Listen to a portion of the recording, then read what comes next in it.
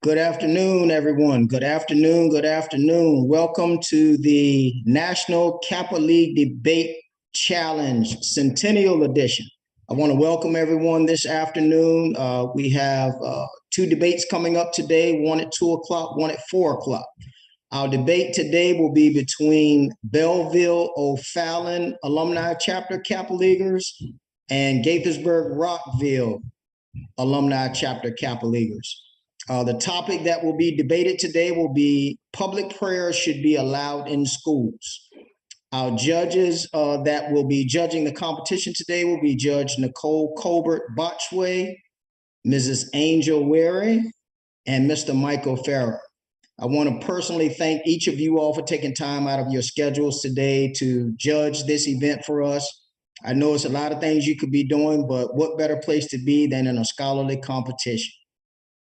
At this time, I want to also introduce our teams. The coach for Belleville O'Fallon will be Brother Courtney Logan. His team members are Caden Cannon, Cameron Curry, Desmond Donaldson, and Evan Connor. And for our Gaithersburg Rockville coaches, we have Brother Michael Wilson. Participating will be Philip Harvin, Rodney Givens, Lewis Jones, Julian Tannen Jimenez, and they also have two additional coaches, Brother Pedro Arguello and Brother George Stevens. At this time, I'm going to turn it over to our National Kappa League Debate Challenge co-chair, Brother Kendrick Crawford.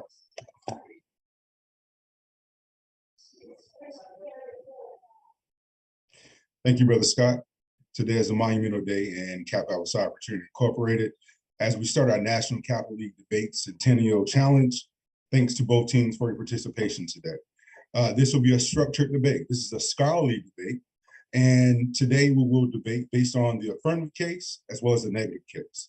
So to both teams, knowing what your positions are, the affirmative case, you will have 5 minutes to present. The negative case will then have 5 minutes to present as well. You will both have 3 minutes to ask questions to each team. And from there, we'll move forward with the affirmative rebuttals, the negative rebuttals, and we will end with our negative closing remarks, as well as the closing remarks for the affirmative side. To both teams, if you're ready to debate, your time will start on me, remembering that your first case will be 5 minutes. After 2 minutes time frame, I will give you an alert. You will have one final alert after 1 minute mark. So from the coaches for G-Rock and BOA, can you both please let me know if your teams are ready to present and start the national debate? Belleville O'Fallon is prepared. Thank you. This is the coach of the Gaithersburg Rockville team. We're ready to debate. That sounds great. National Chair, Brother Scott, are you ready to start the debate? I am ready to start the debate. With that being stated, the affirmative team is Rockville G-Rock. You have 5 minutes to present your affirmative case, and your time starts now.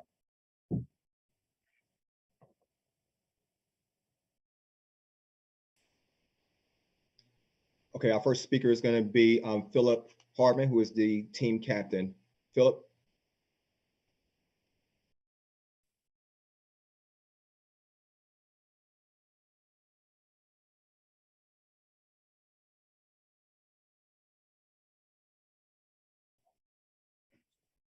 All right, let's do this. This is a live event. We will have some hiccups. BOA, if you're okay, is it okay if we restart this time to make sure that the students are also ready to present? Absolutely. We want it to be a fair debate. Absolutely. Thank you. Appreciate it. All right, so to the initial presenter for the affirmative case for G-Rock. Once again, are you ready to present?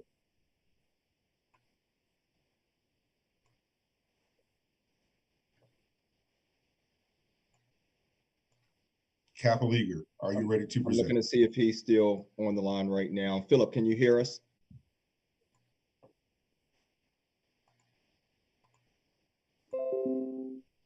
Okay, I just saw him pop back in. Can you hear us, Philip? Yes, I apologize for that. Okay, no worries. Okay. Okay, Philip, so you're aware of your time to present your affirmative case, correct? Yes. Okay, so Philip, you have 5 minutes to start. Your affirmative case presentation starts on me, and that time will start now. Good afternoon, everyone. My name is Philip Harvin.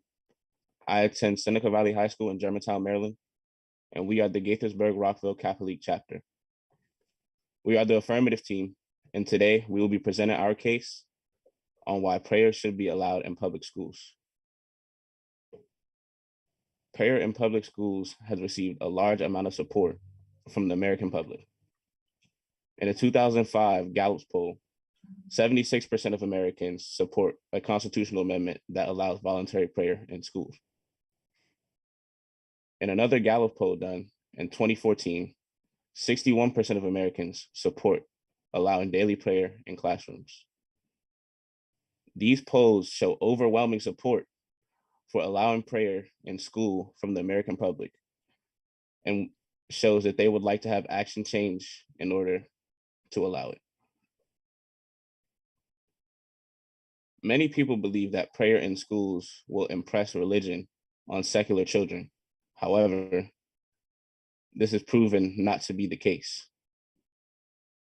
According to a Pew Center study on religion and family in the US, only 4% of children raised as religiously unaffiliated become affiliated with a religion as adults. This shows that children are rarely affected by religion outside of family and unlikely to be influenced by other factors, such as prayer in school.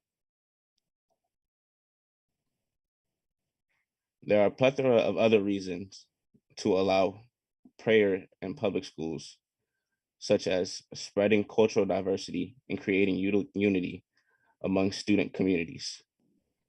But our main point today that we would like to get across is that students stand to benefit from the opportunity to pray in school, and the American people support it. Thank you for your time. All right, thank you for your initial affirmative presentation. Your clock stopped at 2:08. Before we move to the next round of presentation, all Guy-Wright Kappa League students, please make sure you have your cameras on. That is a part of your rubric, and that will eventually affect your points. All right, so we're going to move to questioning. You have 3 minutes to present your questions, and this is going to be towards the affirmative. So BOA, if you're ready for questioning, your time will start on me. That's 3 minutes. Question presenter, are you ready to present? Yes. Okay. Okay, your time starts now. Are individual liberties important? Yes, Why is that? because it's a right given by the American Constitution. Okay. Will a popular religion such as Christianity make another minority religion feel left out? Not necessarily.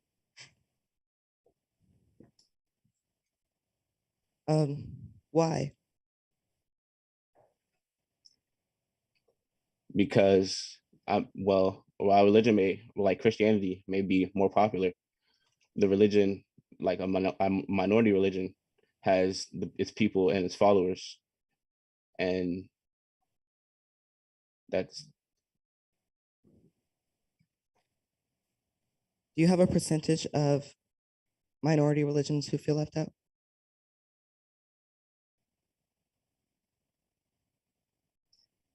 I do not know. Are parents best suited to teach their kids religion?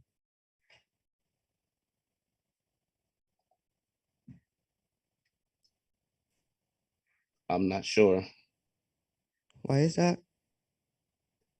because parents are not all knowing, and parents may want to impress beliefs on children, which may or may not be the right beliefs, but children should be free to decide what they would like to believe. Okay, so if parents are not all knowing, are teachers biased in their own beliefs while teaching religion?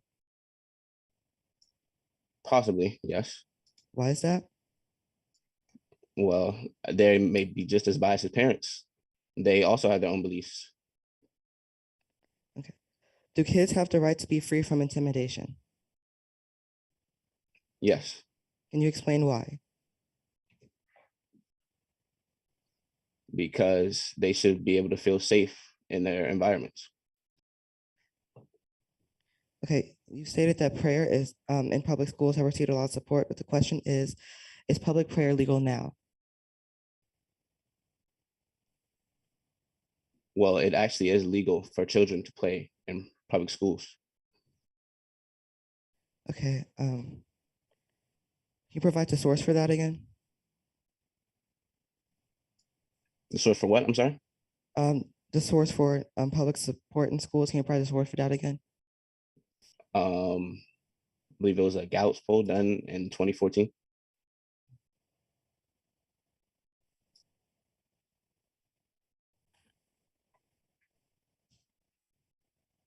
How is prayer linked to, wait, no, sorry. What is your value criterion? That's time. Questioning stops now. Thanks for your presentation, your questions. We're going to move over to the next round of debate. The next round will be BOA, Belleville. They will present their negative case. For your negative case, you will have 5 minutes to present. Is the presenter ready for Belleville to present the negative case? Yes. Thank you. So your time will start on me. Once again, you have 5 minutes and your time starts now. Good afternoon, Judges Colbert, Botchway, Rare, and Feder. My name is Caden Cannon, and I, along with Cameron Curry, Desmond Donaldson, and Evan Connor, are from the Belleville Filing Chapter, representing the negative side for public prayer in schools. First off, we're going to define 3 terms: public prayer, schools, and most importantly, the word should. We define public prayer as groups of 2 or more people praying, schools as public schools in the United States, and should as something that we ought to do. Based off this, the value for which you should judge today's debate off of is individual liberty. That means that any case that upholds individual liberties will win this debate. To make it clear, Your Honor, this is not a legal debate. It's about something that we should or should not do. Should we have public prayer in schools, or should we not have public prayers in schools? To restate our position, group prayer should not be allowed in public schools in the United States. Now, I would like to start with some background.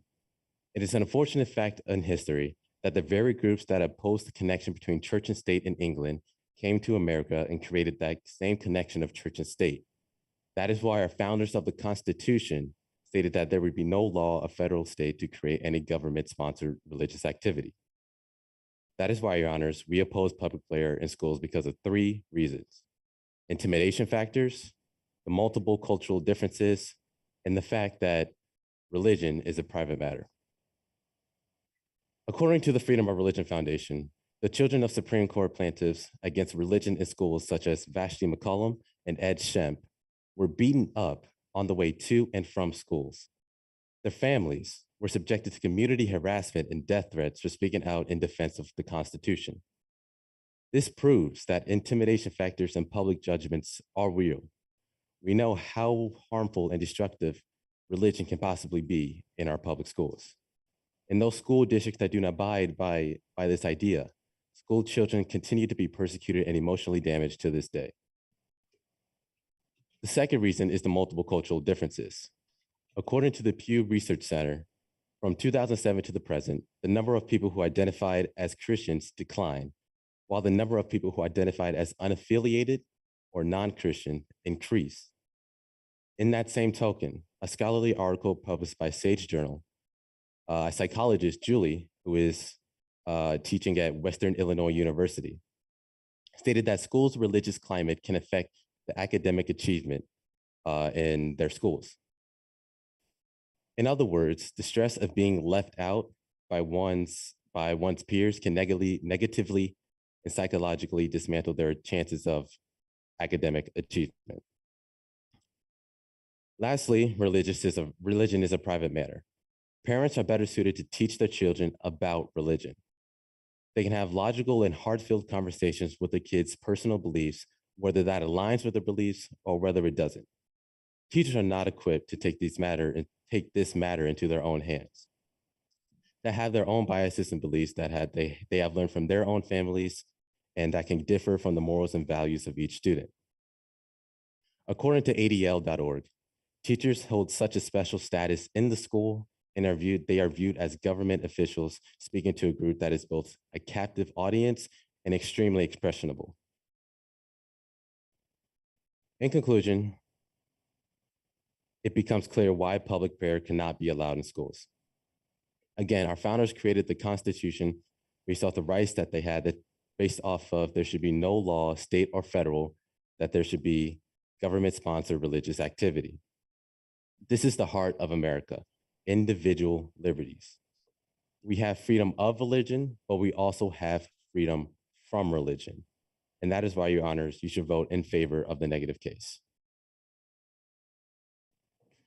All right, thank you. Your time stopped at 4 minutes, 14 seconds. Okay, so next portion of our debate, we're gonna have questioning from the affirmative team. That's G-Rock Rockville, who will present the questions for Rockville.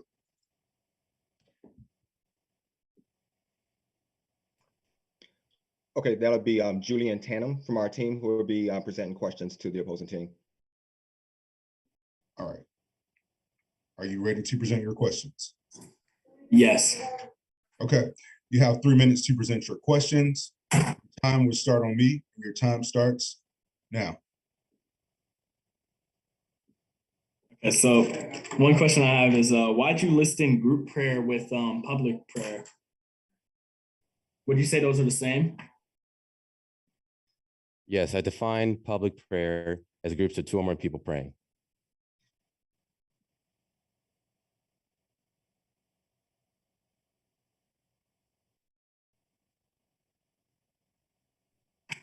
But you don't think there's a difference at all? No, I defined it as public prayer. We define public prayer as a group of 2 or more people praying. That's how we defined it in this case. I don't know, group seems kind of private to me. Group is more of a thing you would do individually with multiple instead of public, which is more of like just doing it alone, individually. Okay. So how would you list that in with group prayer? I'll restate for the 3rd time. We are defining public prayer as group prayer as 2 or more people. Groups are multiple people, and public can be part of the group.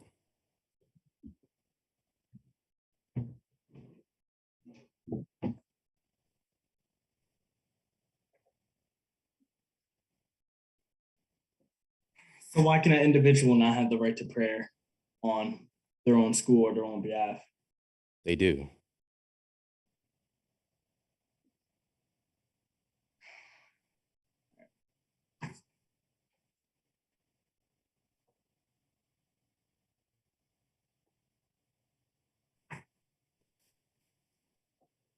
But by themselves, they don't.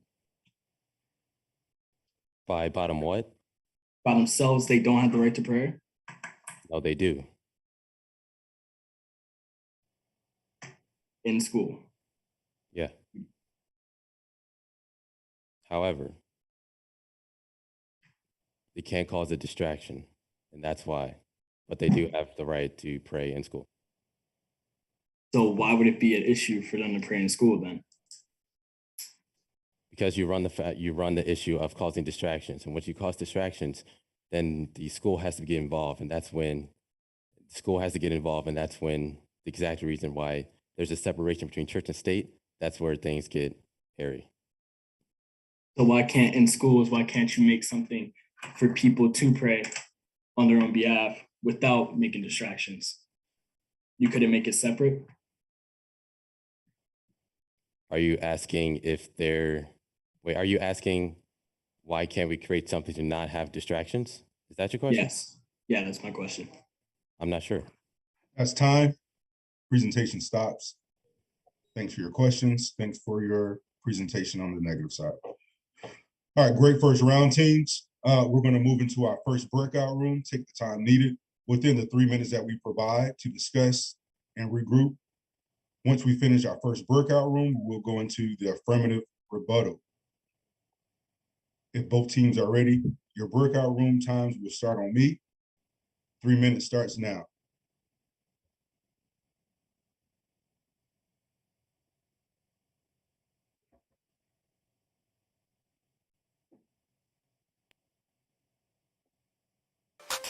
Welcome to Harris Stowe State University. I am Dr. LaTanya Collins-Smith, and I have the distinct honor of serving as the interim president of this historic institution. Harris Stowe is a preeminent, career-focused, and trailblazing historically Black university in Missouri, serving students of diverse ethnicities and backgrounds who want a rich, innovative, and engaging academic experience. For more than 160 years, we have been transforming the lives of our students and the communities we serve by providing a high-quality, affordable, and accessible education. We have evolved from a small teachers' college to a university offering more than 50 degree and certificate programs. Harris Stowe State University has seen record student enrollment, increased partnerships, and expanded our community outreach and programming in recent years. In addition to our career-focused academic program, students also enjoy our vibrant campus life. Harris Stowe is a community truly focused on student success, student clubs, organizations, and athletics, which are essential to student life. Our dedicated faculty and supportive staff get to know students personally, act as mentors, and help them evolve into engaged members of a caring, close-knit campus community and larger global society. Whether you are a prospective student, a parent, a visitor, alum, a current member of our campus community, or just a friend, I am delighted to welcome you to our great institution. We thank you for your interest. Again, welcome to Harris Stowe State University, where change happens here.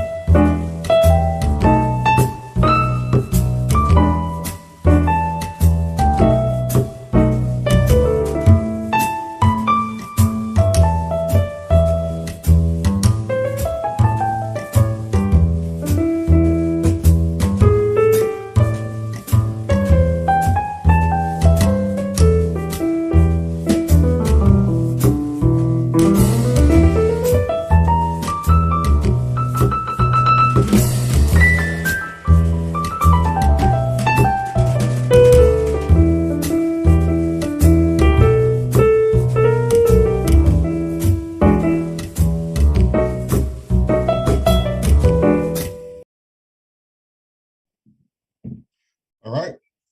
Welcome back to the National Capital League debate. We have G-Rock here today. That's Gaithersburg, Maryland Alumni Chapter. We also have BOA, which is up in the Illinois Alumni Chapter. We're going to give the teams a couple more seconds to get back into the debate, and we'll get started.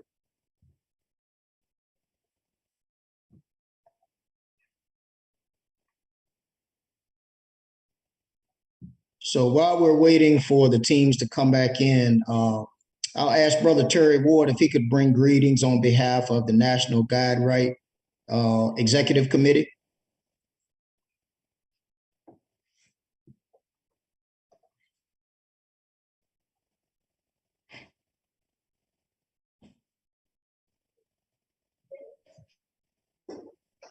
Brother Terry Ward.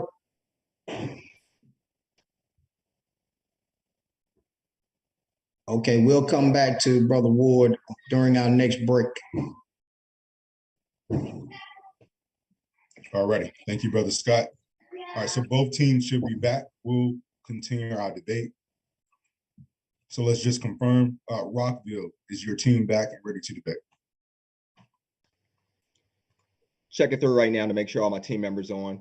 Okay, Okay, yes, I have all my team members back.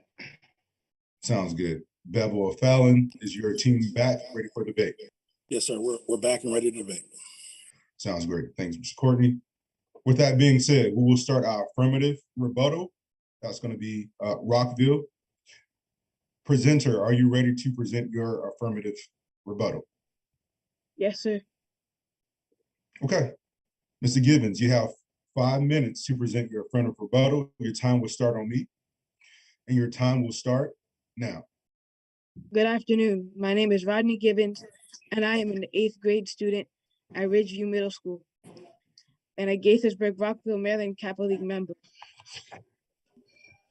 Those are good points. However, you are wrong because I can't violate the First Amendment for the fact that the Pledge of Allegiance is played on the school announcements throughout public schools in the United States of America. The Pledge of Allegiance says, "For one nation, under God, individual, for liberty and justice for all," which means students swear to God every day while doing the Pledge of Allegiance. Prayer in school is voluntary, just like the Pledge of Allegiance is voluntary, which means if you don't want to participate in prayer, you don't have to.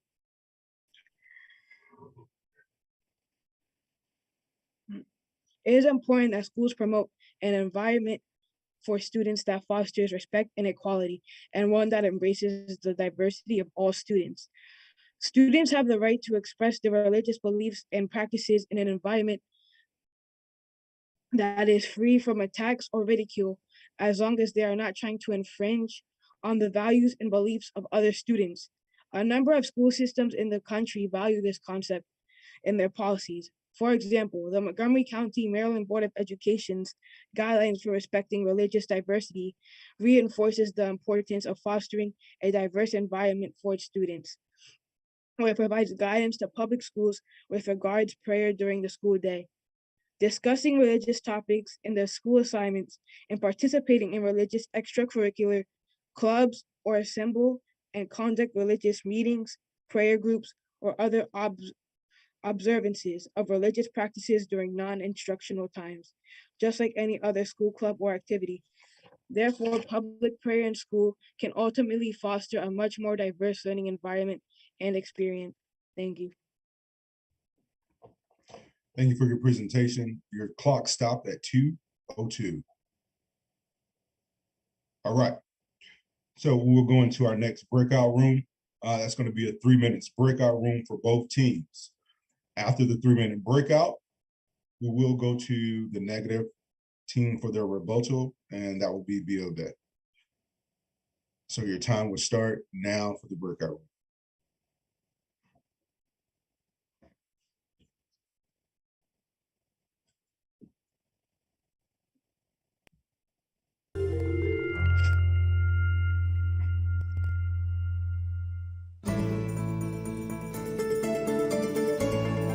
Imagine the possibilities. For some, this is simply a statement. For others, a challenge to see beyond the ordinary.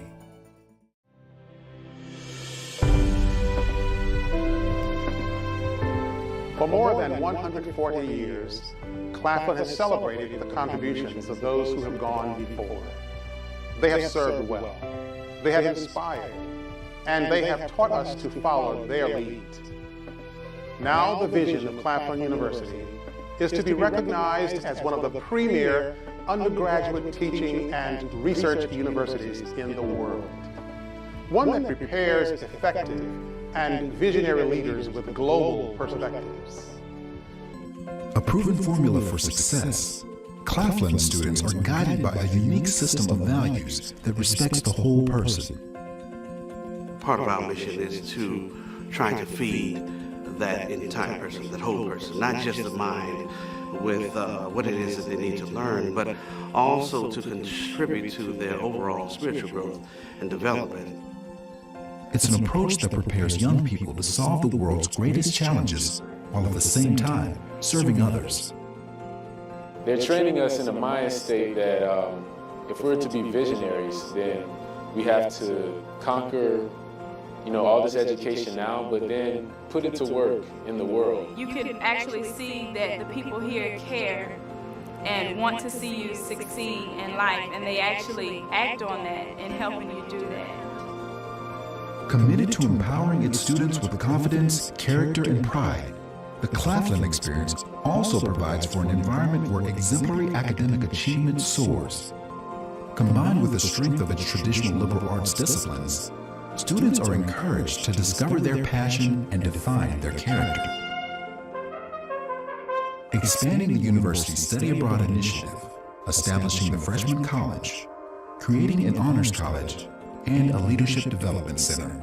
These are just a few examples of how Claflin enables dreams to become reality and visionaries to become leaders. By design, the university continues to advance towards its goal of becoming a recognized center of excellence in STEM, a national agenda in higher education focused on science, technology, engineering, and mathematics. It's a Claflin priority that ensures today's students are better prepared to lead in an increasingly global and technological society. My motto is that you teach and you provide the same services to these students as you would your kids at home. And so not only is it fulfilling for the student, but it is so fulfilling for me. So it's a passion that I have, and I wouldn't be anywhere else but here at Claflin teaching. Inspiring by example, faculty engage students in vital research and the pursuit of innovative fields of study. Conducting cutting-edge research in everything from AIDS to nanotechnology to studying the decontamination of mustard gas, one of Claflin's signature scientific research projects that takes place in the new Molecular Science Research Center, the university is at the threshold of solving some of the world's most troublesome problems. And as students travel uncharted territory firsthand, faculty give students proof that anything is possible. We are positioning Claflin University to be among the best universities, not only in the state, not only in the nation, but in the world.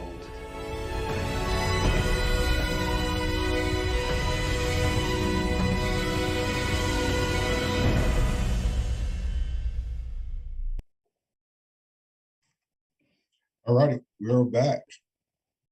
So the next round of debate will be the negative rebuttal, and that's going to come from the Belleville Fallon Alumni Chapter. Are the teams back for the breakout rooms? G-Rock, please confirm. Okay, confirming now.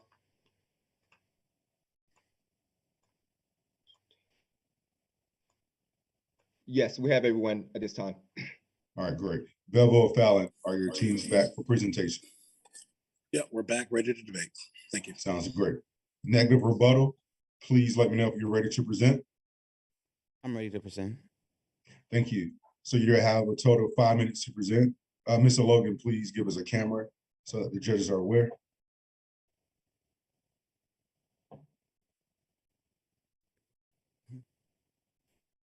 Hello? Okay. There we go, great. So you have 5 minutes to present your negative rebuttal. Your time will start on me. Your time starts now. Your Honors, my name is Evan Connor, and public prayer shouldn't be allowed in public schools in the U.S. My partner, Caden, has already previously outlined as to why those reasons being intimidation, cultural differences, and religion being a private manner. I will reiterate those points shortly, but now I wish to speak on our opponent's points. Let's talk on their main point. It is supported by a good amount of the people in the public. Now, just because the majority of people feel this way does not mean that it's completely the right way to think. In the 1800s, the majority had a belief that slavery was okay. And in fact, they believed that slavery was supported heavily. And even in more recent years, the 1900s, the ideas of segregation and separate but equal were also seen as okay. The public had had a multitude of beliefs that if were upheld today, I would not be here to debate. So just because a majority of people feel this way about something doesn't coherently mean that it is the right or allowed to be thought that way. During the affirmative rebuttal, they spoke on how we couldn't violate the First Amendment right. But we aren't arguing the legality of it. We are arguing morals. The criteria of this debate is individual liberties and the freedom from religion. Now, let's circle back to our position on why public prayer should not be allowed in public schools in the US. The first point brought about by my teammate Caden was as to how intimidation becomes a factor when public prayer is incited in schools. We cited cases where families who were in opposition to the majority prayer were subject to harassment and bullying. And this includes the children as well. And that just shouldn't be the case under any circumstances, under any amount. And during the questioning phase, when questioned upon if kids should be free from intimidation, they agree with us on that point, and they didn't touch on it during the rebuttal. Secondly, he states the cultural differences between the people and children should be accommodated towards. As previously stated by the published article, the religious climate of a school can hold an effect on a student's religious behavior. This shows how if someone who doesn't affiliate with the primary religion being displayed can hinder them heavily, harming their grades and capabilities of achievement and leaving them feeling left out. There was no comment on this during their rebuttal. And lastly, we made the point that religion is a matter that should be held privately and handled privately as well. A child's relationship with religion is something that should be developed with regards to them and their guardians and parents. During the affirmative questioning phase, when asked on if parents were suitable to teach or instill religious beliefs to their children, we weren't given a complete response, but the point was argued that parents may have their own biases or beliefs. My question is, if parents are to hold those biases and beliefs, aren't teachers also capable of holding those same beliefs and biases as well? So under those regards, we believe that parents would be better fit to instill religious beliefs and teach their children about religion, holding that their cultures and whatnot. And for all the previously stated reasons, we feel you should agree and vote for the negative case. I yield my time. Thank you, sir. Your time was yielded at 3 minutes and 15 seconds. Thanks for the presentation. All right, moving into our last round of debate for G-Rock. That's Rockville, Maryland Alumni Chapter, and Belleville Fallon, which is BOA. All right, let's get excited. So we're going to have one more breakout room. We're going to have 5 minutes for both teams to go in and deliberate. From there, you will hear the negative closing remarks, as well as the affirmative closing remarks. So we'll start our 5 minutes of time on me for the breakout rooms, and that starts now.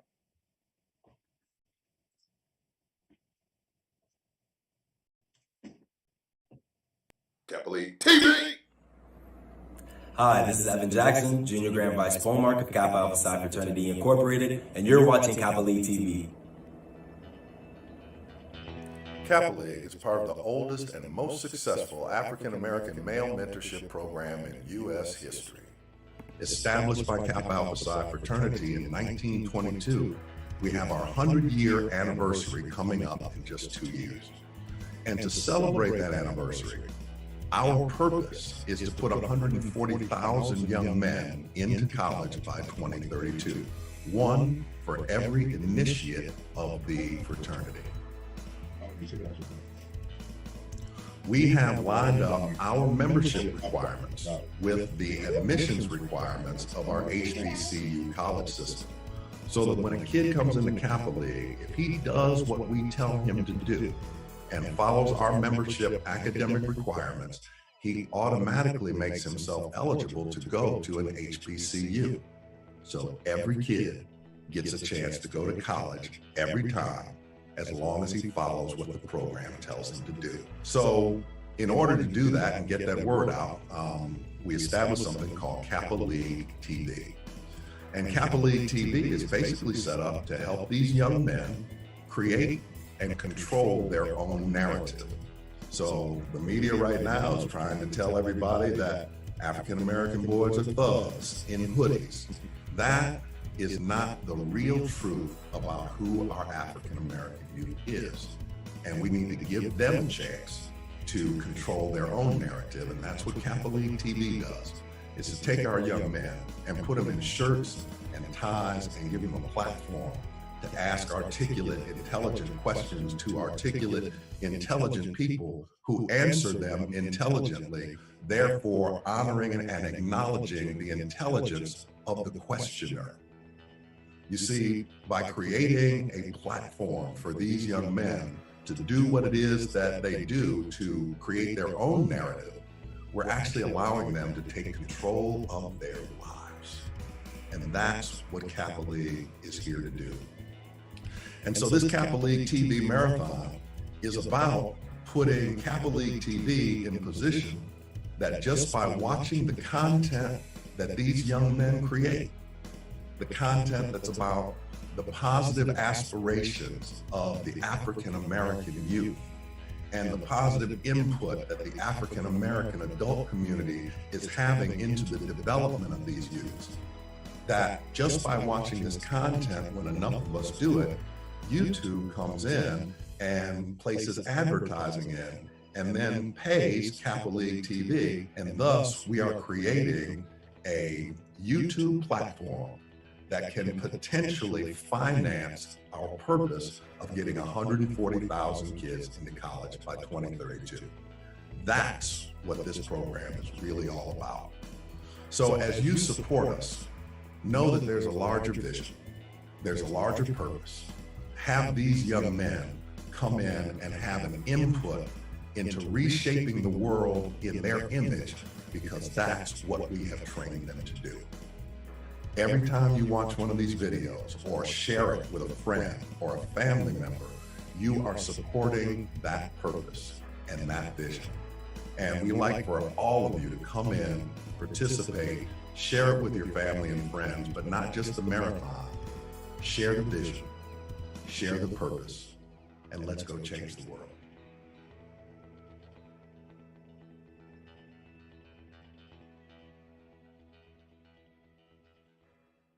Kappa League Team.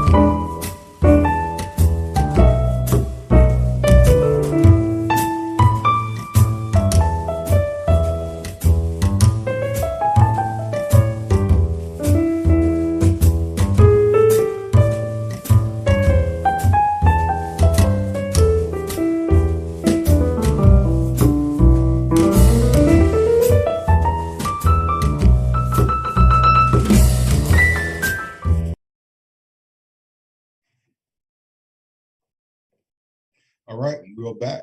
Welcome back to the National Kappa League debate.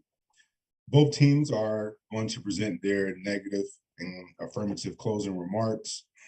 Both teams will have a total of 3 minutes to present their cases in their closing remarks. G-Rock, is your team back and ready to present for the final round?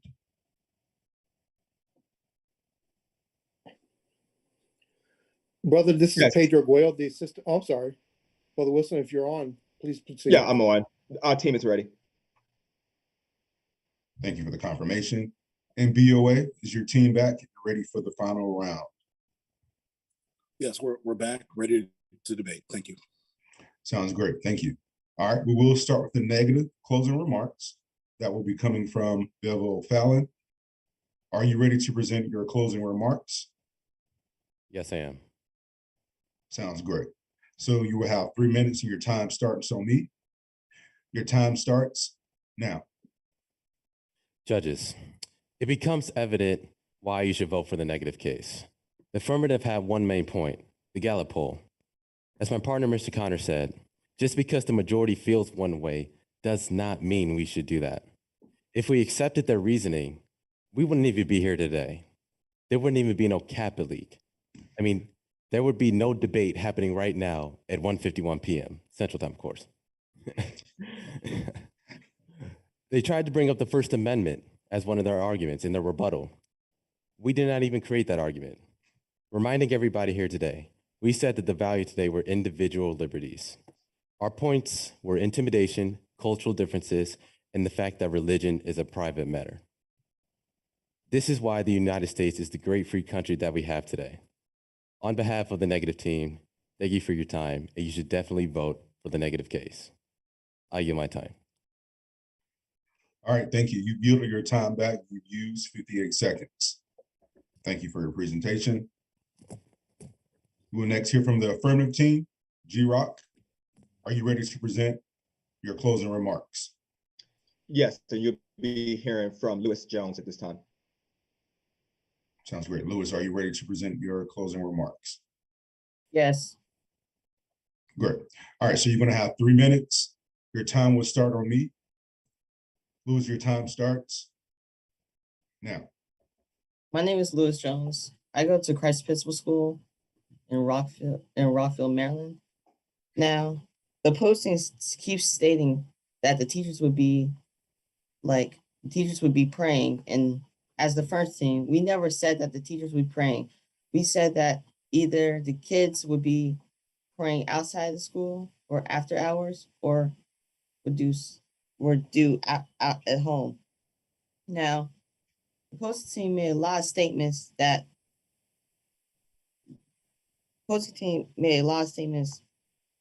are subjective and never showed any true stats on what they said about public opinion. Now, one more thing that we have to state is that in the Pledge of Allegiance, every day we said it's voluntary for people to say it. We never said that people that don't have the same beliefs in praying have to say it. And I owe my time to you. I'm done. All right, thank you. You stopped and yielded your time back. You used 1 minute and 8 seconds. All right, that concludes our first round of the National Kappa League debate, the Centennial edition. Let's give both teams a round of applause for a great job. Once again, the affirmative team was Rockville, Maryland Alumni Chapter. The negative team was Belleville, O'Fallon. That's an Illinois Alumni Chapter. I will yield the floor over to Brother Scott Johnson. Thank you. Thank you, Brother Crawford. Again, great job by both teams. Takes a lot of courage to get up to do this. So I want to say great job to our Kappa Leaguers that participated, and a great job to the coaches as well. At this time, as the judges are tallying up their scores, I first want to ask the Eastern Province Senior Vice Poll Mark, Brother Richard Maddox, if he will come on and bring greetings. Good evening, Brother Johnson. Brother Maddox, Richard Maddox here, Senior Province Vice Poll Mark of the Eastern Province. First, I want to say to all of the coaches and the organizers of this event, a job well done, giving our young men an opportunity to be exposed to people like ourselves, but also to the world, and giving them an opportunity to express themselves in the form of a debate. The other thing I want to say to the young men, all of you are winners, regardless of how the judge scores your words and scores your points. You all are winners. You're winners because you've taken the challenge of learning about an issue that you had an opportunity to debate your fellow peers. And this affords us an opportunity to see our young men who are involved in Kappa League. Also, this being the 100th anniversary of Kappa League, and I think each of you that are involved and engaged in this program are to be commended for the hard work that I know that you've put into this. So without any further delay, congratulations, and continue to stand tall, young Kappa Leaguers. Thank you. Thank you, Brother Maddox. Next up, we'll have Brother Terry Ward, who will bring greetings on behalf of the National Guide-Right Commission Executive Committee. Brother Ward. Good afternoon, everyone. Just want to thank you all for attending this event. I also want to thank Brother Johnson and Brother Crawford for their excellent job with putting on this event. The students did a good job, and congratulations to them. This is an excellent opportunity for the kids to display and to get experience on things that you would never imagine doing. So congratulations to Gaithersburg, Rockville chapter, as well as the Belleville O'Fallon chapter. These students did an excellent job, and they be well to be commended for their work and their patience, and also their dedication to doing this. So again, on behalf of Kevin Burnett, who's the National Guide Right Chair, and the Executive Committee, I would like to welcome you to this event and hope that you will enjoy this and take this to another step and level. But again, thanks to Brother Johnson and Brother Crawford for hosting this. This is an excellent event. Thank you. Thank you, Brother Ward. So parents, we want to hear from you guys. What are your thoughts on what you saw today? Who's first?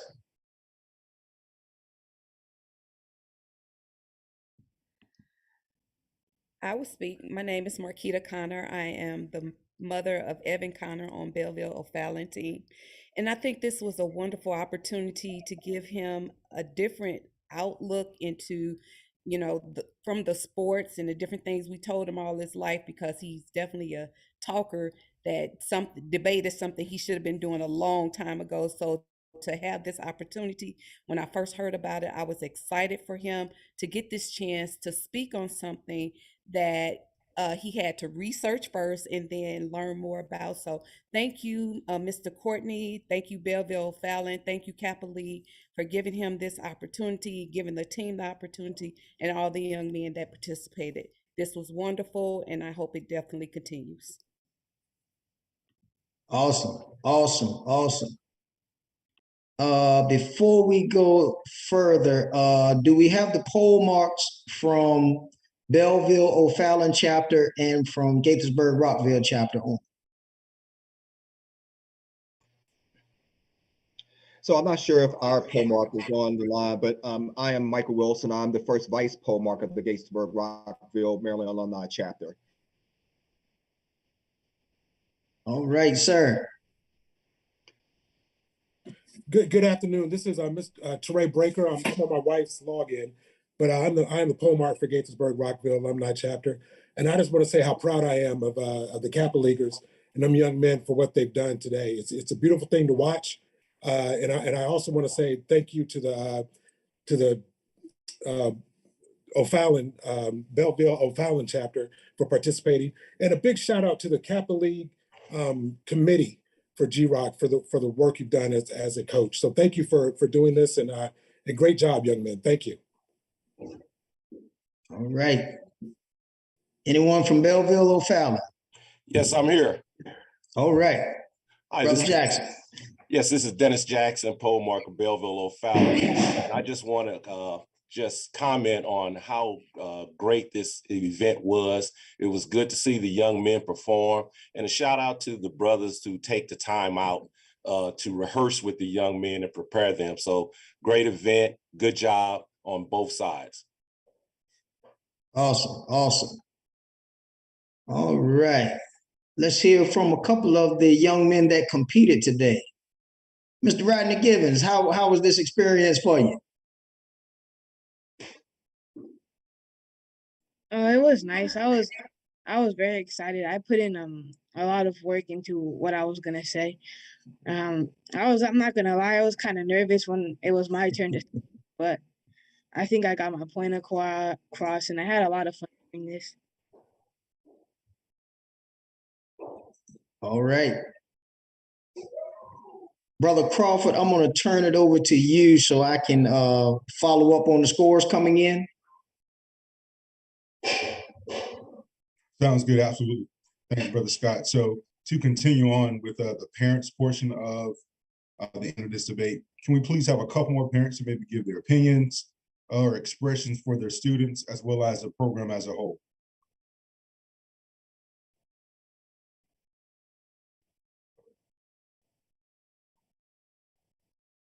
All right, let's be specific. Let's get somebody from Gaithersburg, from Rockville, G-Rock, any parents?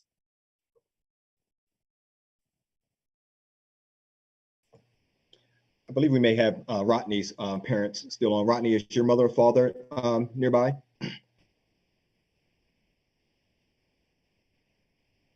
Hold on, I think they're coming. Okay. Hi, my name is Shannon Jones. I'm Lewis Jones' mom, and I'm representing Gaithersburg. And I just want to applaud the program, the leaders of the program, for just continuously to dedicate their time and energy to really trying to mold our young boys, young men, into men, and the work that they did, the time and the effort that they put in. It goes without saying that we are really grateful for everything that this program is providing our son and everyone in the program. This was just a great opportunity for them to practice being leaders, to practice being able to learn how to speak in public, and to really get them out of their comfort zone of things that they are normally great at doing, to kind of challenge them. I know for my son, this was a great opportunity for him to challenge him in his public speaking arena. So thank you guys for putting this on for us, and looking forward to it continuing to grow.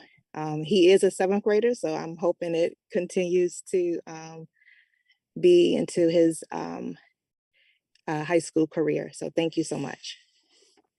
Absolutely, great. Thanks, Shannon, for those comments there. So as we're still waiting on one more vote from the judges, I just want to personally say, being a part of Kappa Alpha Opportunity Incorporated, and a part of the National Kappa League Debate Committee co-chair, this is a great time for our culture. It's a great time for D9 in general. We have young men who are already presenting at collegiate levels in many ways. We are preparing them for real world, as Ms. Shannon just alluded to. This is a great win for everyone within the body of our great culture. This is exciting. We saw presentations from Claflin University, which is a premier HBCU, as well as Harris-Stowe State University in St. Louis, Missouri, which is another great university. We will have our semifinal championship at Claflin University on site for the young men that advance and make it to that level. And then we'll have our national championship, because this is the Final Four March Madness, at Harris-Stowe State University up in St. Louis. So this is an exciting time. We have universities seeking our young men from our various Kappa League and Guy Right chapters across the United States. So we are able to continue to press the effort of achievement. And as Kappa League TV alluded to, we're giving our young men the opportunity to have every option for college. So this is a great win for our body. It's a great win across the board. Thank you. Brother Scott. All right. So we have all the scores have been tallied. Scores are in. Again, before we make the announcement of who will be moving on, both teams, gentlemen, know that you both did an excellent job. So no matter where you come and where you fall in place on this, just know that keep striving forward, just like everybody has said. Keep at this scholarly debate. It will change your life. Trust me when I tell you, it will change your life. So, having said that, drum roll. The team that will be moving forward is Belleville O'Fallon. Let's give them a round of applause. Congratulations. Good job, gentlemen. All right. So any words from the coaches? We'll start with the coach from Belleville O'Fallon and your teammates, your competitors. That's going to. Can you guys hear me? Yes, sir.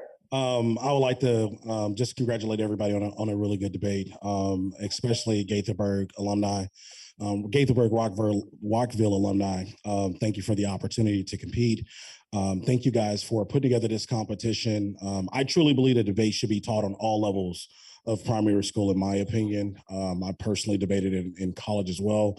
And it really does transform your speaking skills, your negotiation skills. And that's what I've tried to impress upon the young men here is that, while this is an exercise where we're having a competition, the skill sets taught through this exercise will transfer through all aspects of life. So I'm gonna shut up. Grateful. Thank you guys thank you judges for the time. And I'll give them an opportunity to speak. I'll start with the team captain, Caden.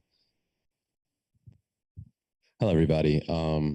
Name's Caden, and I'm so glad to have this opportunity, strictly because I'm a high school senior going into college. So, I got to make that decision of what I want to study and all of those important decisions.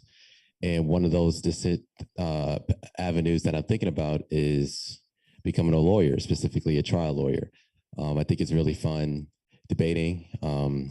Like I said, my coach, Courtney, he was a trial lawyer. He's been enlightening me on a couple of things, and having this opportunity is really beneficial to me, not only for the career, but just life skills in general with negotiating and all of those good jazzy stuff.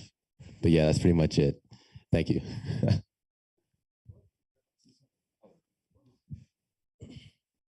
All right. Hello, everybody. My name is Desmond Donaldson. I'm a sophomore at Belleville West. I feel like today we all learned something that we can benefit from. This is my first time actually doing debate and, working with my group members. My coach, Mr. Logan, he taught me a lot of things, and I'm happy to be here and thank you for having me. Hi, I'm Cameron Curry, and I'm a freshman at Belleville West. And I'm glad that we got to do this opportunity because it helps me and others with our public speaking. And I thank Coach Courtney for helping us through this opportunity. And yeah, I'm just happy we're here. Hello, my name is Evan Connor. I'm also a senior at O'Fallon Township High School.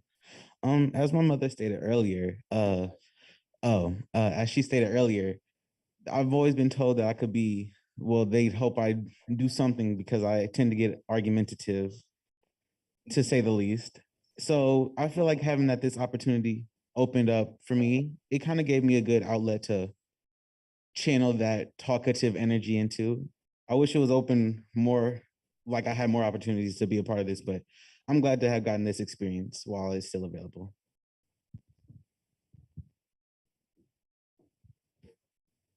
Hello, I am Chris Kellum, and I am 7th grade at Central Junior High and middle school, and this is my first time ever debating, so it was very intriguing to watch how high schoolers and some middle schoolers debate on a topic like this.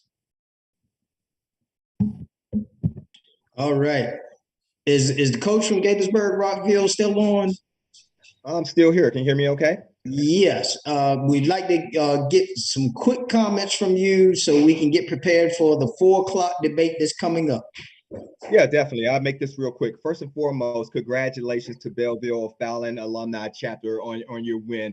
Great job, young men. And again, I really, really think this is a great opportunity for all of our young men in Kappa League to really learn and understand what leadership is all about. Just like we emphasize in our fraternity, we train for leadership. So yes, it's going to make some young men uncomfortable being put on the spot, but hey, being uncomfortable sometimes can be a good thing. So I'm really glad that our fraternity is doing this and giving these young men an opportunity to really show what they got, so to speak. So to our team from Gaithersburg, Rockville, great job. And to, again, the Belleville O'Fallon team, best of luck as you continue on through the tournament. Thanks again, everyone. And to the judges, thank you all.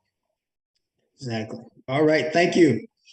All right, so this concludes our first debate for the day. Our next debate will begin at 4 o'clock. Again, I want to thank our judges for the time that they took out their busy schedules today, and we appreciate all that you all do for us. Parents, thank you all for taking time with your kids, and to the coaches, again, we thank you. Everyone have a wonderful day and enjoy the rest of your afternoon.